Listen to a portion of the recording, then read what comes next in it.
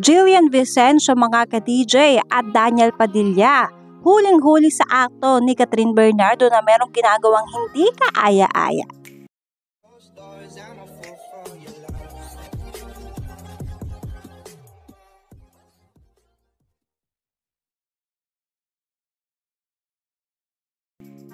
Kalat na mga ka-DJ sa social media ang di umano'y tunay na dahilan ng hiwalayan ng Katniel mga ka-DJ. Hindi lang pala si Andrea Brillantes mga ka-DJ, kundi pati si Jillian Vicencio mga ka-DJ. Grabe talaga ang karisma nitong si Daniel Padilla mga ka-DJ. Kalat na nga sa social media mga ka-DJ ang convo kung saan ibinulgar doon mga ka-DJ na si Jillian Vicencio daw ang tunay na dahilan ng hiwalayan ng Katniel mga ka-DJ. Nag-cool off naman daw pala talaga mga ka-DJ ang Katniel 4 months ago at hindi pa naman sila totally hiwalay noon. Natuluyan lang talaga sila maghiwalay mga ka-DJ dahil umayaw na itong si Catherine Bernardo dahil sa mga ginagawang kalokohan nitong si Daniel Padilla. May nagkwento kasi mga ka-DJ kay Catherine Bernardo na sinabing Jutes daw itong si Daniel Padilla at alam niyo ba mga ka-DJ kung sino nagsabi noon?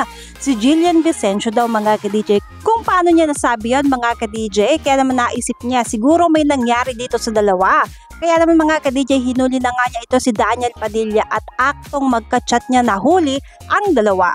Dahil mga ka-DJ, hindi na nga nakapagpigil itong si Catherine Bernardo at sinabi nga niya kay Daniel Padilla na titingnan niya ang phone nito dahil palagi na nga daw itong may ka-chat or ka-text. At nag-iiba na ang mood mga ka-DJ, hindi na tulad ng dati na sobrang sweet sa kanya. At sinabi pa nga niya mga ka-DJ na kapag hindi pinagay ni Daniel Padilla ang phone niya, ay maghihiwalay sila.